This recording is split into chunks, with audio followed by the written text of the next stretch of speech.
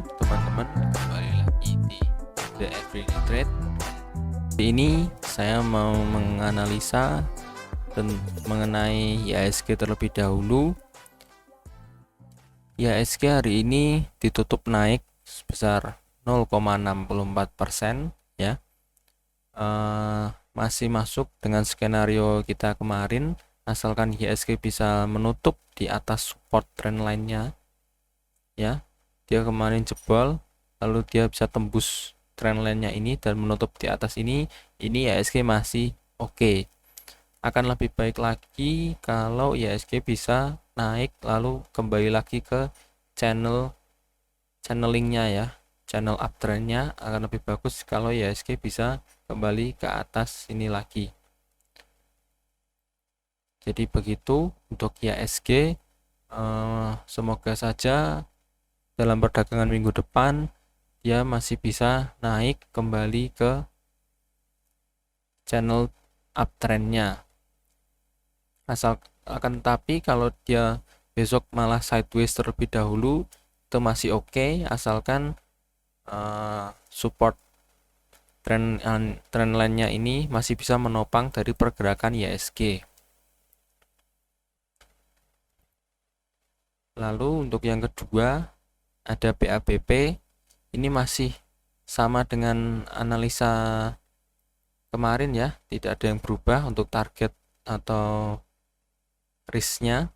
Jadi ya BABP ini tepat mantul di harga 350 ya, bisa dilihat lowestnya 350, tepat sesuai dengan skenario yang kemarin 2 hari lalu, bisa dicek di video saya tanggal 17 Agustus. Jadi kalau BABP tembus ini, maka target penurunan selanjutnya ada di 350 dan benar lowestnya ada di 350. Untuk kedepannya resistennya masih ada di 410 dan juga tepat ya teman-teman. Jadi lowestnya tepat ada di 350, lalu dia saat sampai di sekitar harga 412, bahkan ini malah menjadi resistennya. Jadi untuk kemungkinan setelah dia mengalami penurunan, untuk saham-saham seperti BABP, bank-bank ini kemungkinan dia akan sideways terlebih dahulu di sekitar range harga ini, lalu kemudian dia akan rally untuk menuju target ke 600 atau malah melakukan turunannya ke base-nya atau dasarnya di rentan harga 306 sampai 260 di range harga ini. Dia kemungkinan akan sideways lagi. Jadi begitu untuk BABP, masih sama seperti video tanggal 17 kemarin. Untuk support dan resistennya bisa diperhatikan harga 350 dan 410, sekitar harga ini BABP bisa teman-teman untuk swing trade. Jadi kalau pada perdagangan minggu depan BABP malah turun, nah teman-teman bisa beli di sekitar harga 350 lalu jual lagi di sekitar harga 400.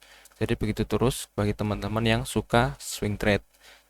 Tapi kalau pada perdagangan minggu depan BABP malah naik, malah jebol naik ke 400 ke atas, ya teman-teman bisa beli di harga breakoutnya, tapi tetap hati-hati kalau dia malah mantul ke bawah. Jadi tetap dibatasi untuk BABP, karena ini pergerakannya juga barusan turun ke bawah, tetap berhati-hati. Tapi menurut saya kemungkinan besar dia akan sideways terlebih dahulu, kecuali ada katalis-katalis atau berita-berita besar yang benar-benar menopang dari saham ini. Jadi begitu untuk BABP.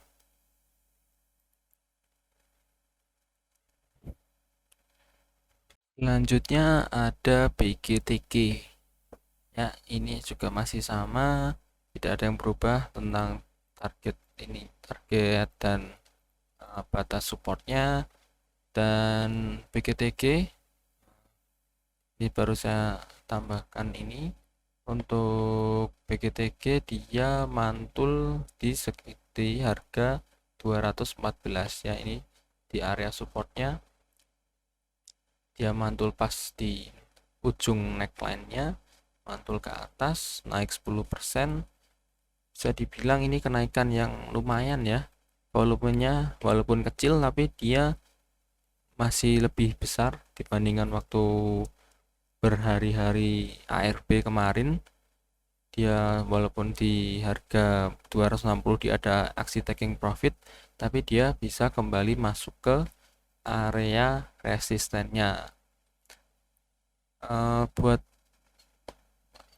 skenario nya BGTG bisa ditunggu minggu depan apakah dia malah sideways di rentan harga 240 sampai 262, 200 ya, sekitar harga 240 sampai 260, apakah dia sideways di situ atau dia malah breakout ke atas.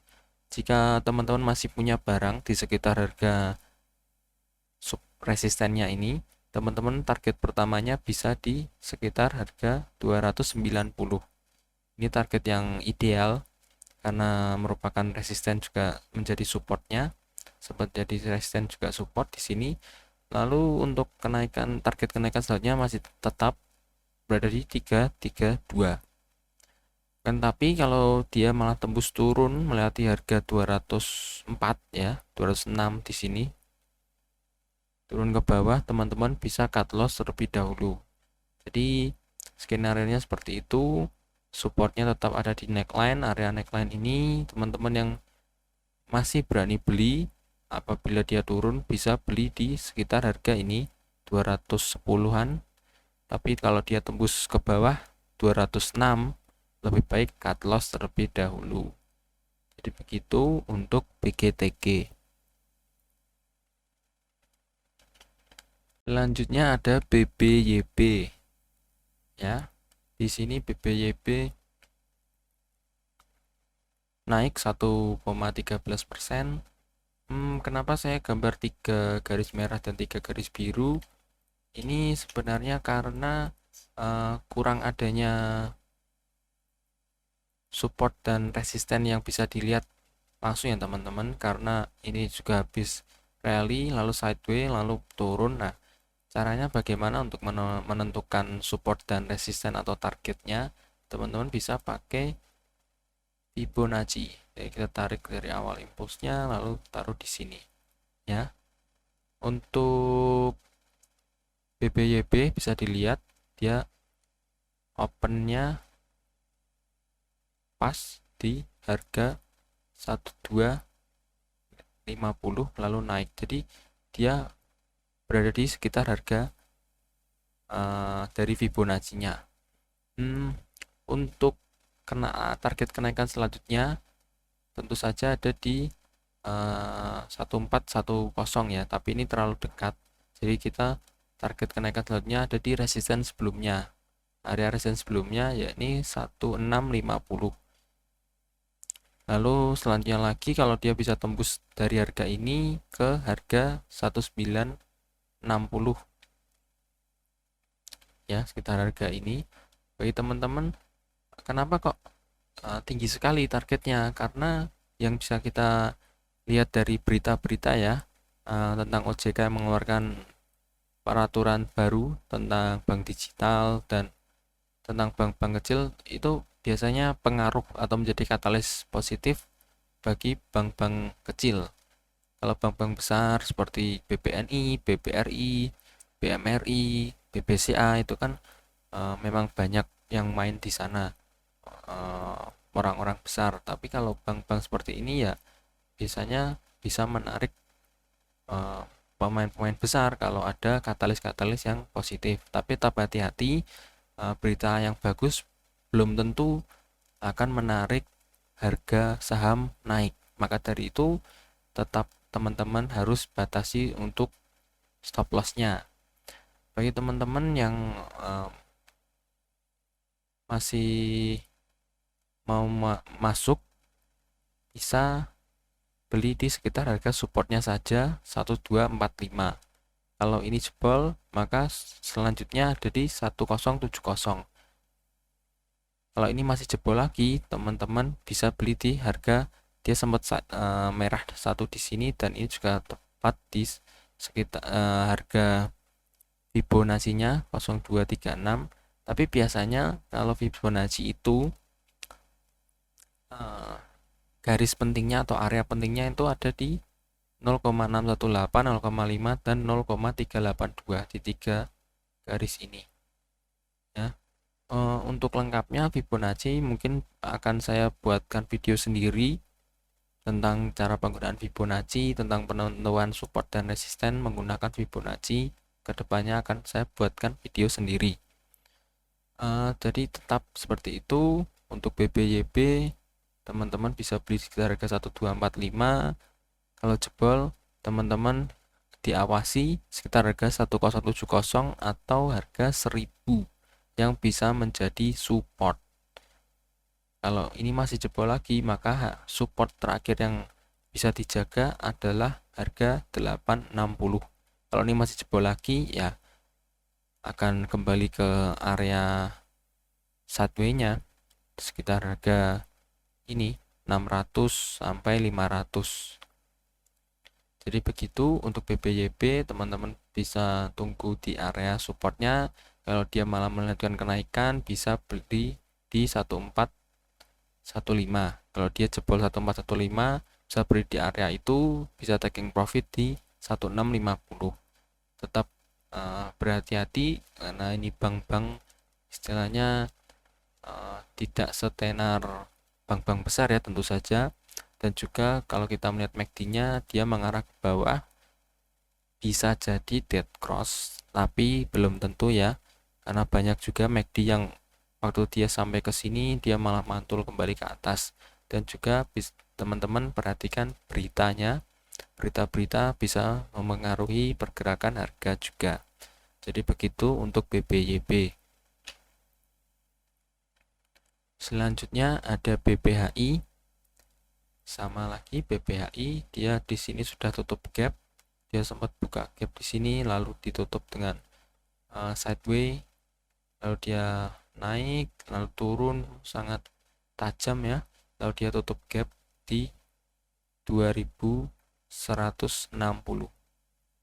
Teman-teman perhatikan supportnya tentu ada di harga 2000 ya, ada di harga 2000. Ini harga yang penting, support yang penting. Kalau ini masih jebol, maka yang bisa menangkap penurunan selanjutnya ada di 1600, sekitar harga 1600. Teman-teman bisa average down di harga ini karena tadinya juga menjadi sideways sesaat, merah sebentar lalu dia impuls naik ke atas arah sampai 2 kali, lalu yang selanjutnya ada aksi taking profit. Untuk BBHI teman-teman bisa target pertamanya di area sideway-nya di harga 2660. Target kedua ada di 3130. Lalu kalau dia impuls naik ke atas ada di 3720. Tapi kemungkinan besar kalau dia memang bisa tembus harga 2600, dia akan sideways benar di sekitar harga 2600, mengikuti sideway ini atau di atasnya, di atas 2600 ke 3100 dia akan sideways lalu impuls naik ke atas kalau memungkinkan berita dan katalisnya. Tapi kalau dia malah turun ke bawah, maka support selanjutnya ada di 2000. Memang jauh, tapi kalau dia tembus 2600, kemungkinan dia akan membuat support-support yang barunya yang bisa kita gunakan untuk membatasi kerugian kita kalau dia tembus ke bawah dari 2600. Jadi begitu untuk BBHI, tetap berhati-hati.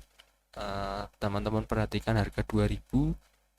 Kalau teman-teman yang beli barang di 2000 ke atas, awasi harga 2000. Kalau dia sampai jebol, teman-teman bisa dibatasi dulu untuk kerugiannya.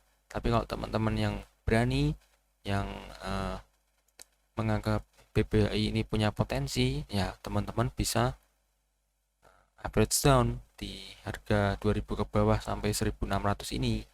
Nah, tadinya juga sempat konsol sebentar lalu impuls. Jadi begitu untuk BBHI. Untuk MACD-nya sendiri masih mengarah ke bawah. Ini juga dipengaruhi banyak sekali ya taking profitnya, sampai dia beberapa kali mengalami auto reject bawah. Jadi begitu untuk BBHI.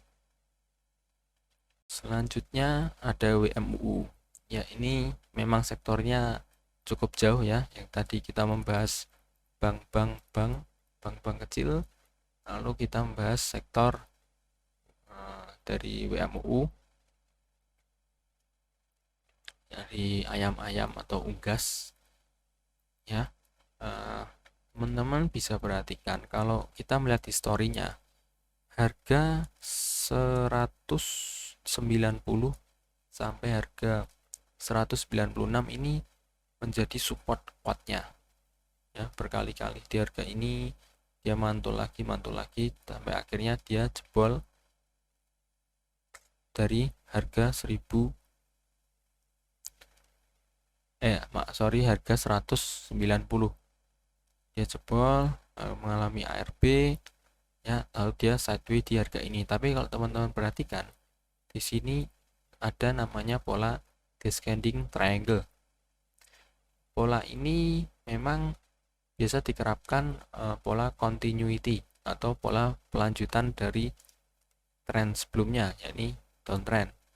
Akan tetapi tidak menutup kemungkinan kalau yang namanya pola triangle ini dia malah berbalik ke atas ya. Jadi teman-teman tetap perhatikan, bisa beli di sekitar harga supportnya, sekitar harga 150-an ya, sekitar harga ini. Lalu wait and see sampai dia melakukan penentuan apakah dia jebol ke bawah lagi atau malah bisa impuls naik ke atas. Bisa dilihat ya, volume setiap hijaunya ini besar-besar. Nah, bahkan di sini yang tadinya ini sangat besar, dua ini sangat cuman jadi segini kalau dibandingkan dengan yang tanggal 16 April. Jadi ini hijau-hijaunya ini besar-besar dibandingkan merahnya ya. Teman-teman bisa perhatikan kalau beli di harga 150, kalau dia jebol harga 149 ke bawah, teman-teman bisa cut loss terlebih dahulu. Tetapi kalau dia malah naik, maka target kenaikan selanjutnya ada di sideways. Dia sempat hijau di sini, maka ada di sekitar harga 175. Tapi kalau itu pun masih kejauhan, teman-teman bisa beli di resisten sebelumnya di sekitar harga 169 atau 170. Ini masih oke. Akan tapi kalau kita melihat lagi keadaan dari IHSG yang bisa dibilang malah membuat channel downtrend untuk jangka pendeknya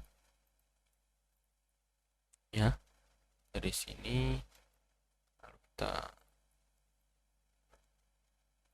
ya, kalau dia malah menekan penurunannya, teman-teman kalau ini bisa tembus ke atas lalu sekitar harga 160, itu lebih baik taking profit dulu. Jadi kalau keadaan IHSG sedang tidak stabil seperti ini, kalau teman-teman punya saham yang beli di area support, kalau dia floating profit, ya lebih baik di take profit dulu.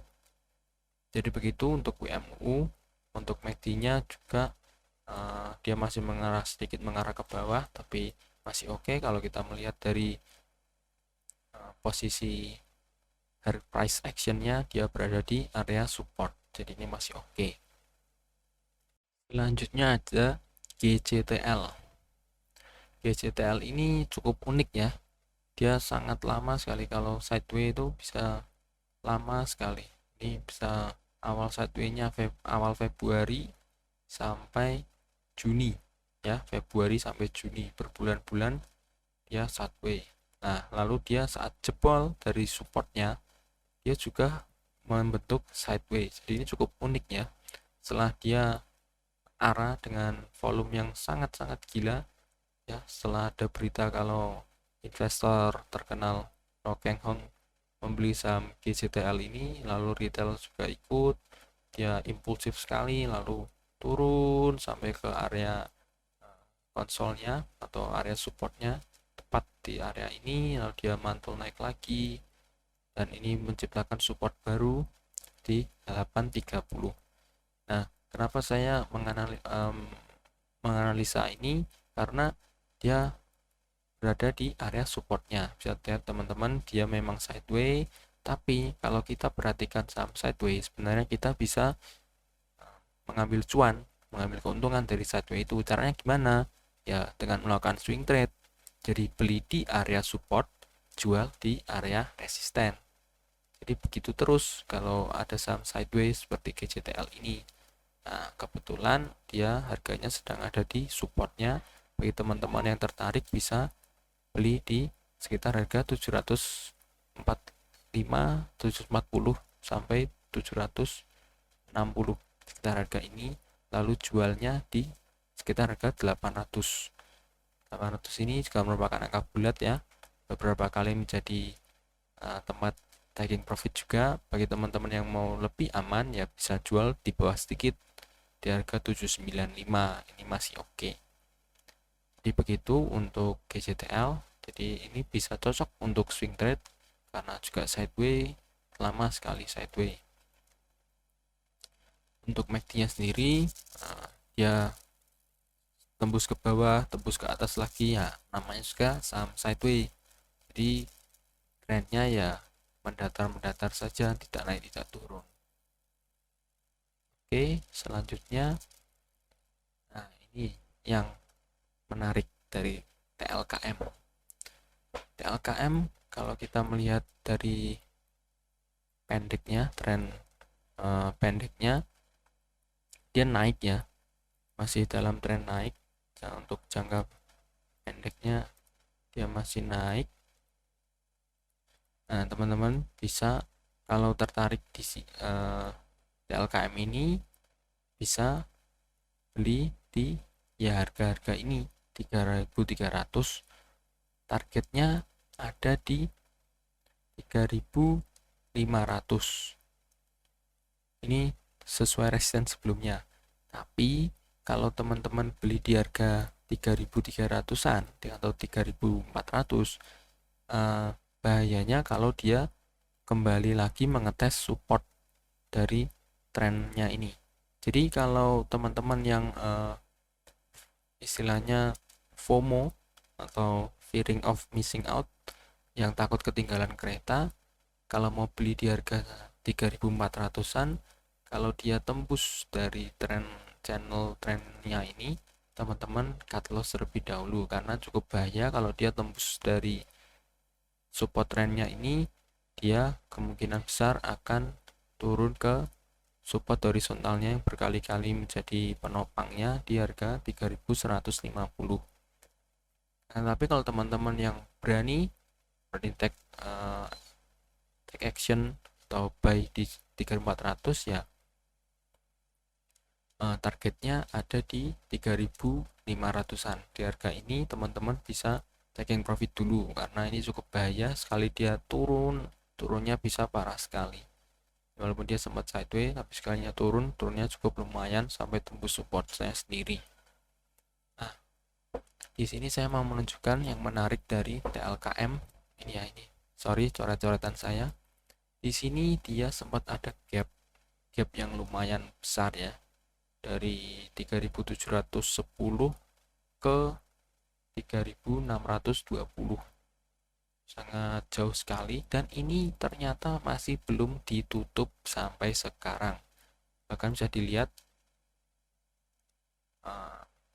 gapnya yang bawah ini menjadi resisten yang kuat. Jadi sampai sekarang ini belum tertutup. Setiap dia mencoba menembus atau menutup gap itu, dia langsung turun ke bawah, 2 kali turun ke bawah. Lalu di sini dia juga ada aksi taking profit, lalu sideways, lalu turun ke bawah menuju supportnya 3.150. Di sini juga mencoba tapi malah terkena resisten sebelumnya. Maka dari itu target kalau dia bisa tembus dari 3.620, ya dia menutup gapnya sendiri di harga ini sampai harga 3.710. Kalau ini bisa tertutup, maka kemungkinan besar dia akan melanjutkan kenaikannya atau sideways sebentar. Tapi tetap ingat, sekarang ada di harga 3.400, kemungkinan naik masih ada karena ini juga masih di channelnya yang naik kan. Tapi kalau dia tembus turun ke bawah dari support trendnya ini, support channelnya, dia akan mengarah ke 3.150. Ya, ini teman-teman bisa cut loss dulu kalau dia tembus di channelnya, support channelnya, lalu teman-teman bisa akumulasi lagi di sekitar supportnya ini. Untuk MACD-nya masih strong uptrend ya, masih mengarah ke atas. Dari price actionnya juga masih mengarah ke atas, jadi masih oke untuk TLKM. Jadi begitu analisa untuk minggu depan. Bisa diperhatikan beberapa saham bank dan juga saham yang sedang berada di supportnya untuk swing trade, dan ada satu saham yang sedang uptrend. Jadi teman-teman, analisa ini bisa dicoba sendiri, diperhatikan, dipelajari, dan semoga bermanfaat buat teman-teman yang mencari analisa teknikal. Semoga video ini bisa bermanfaat. Dan saya ucapkan terima kasih.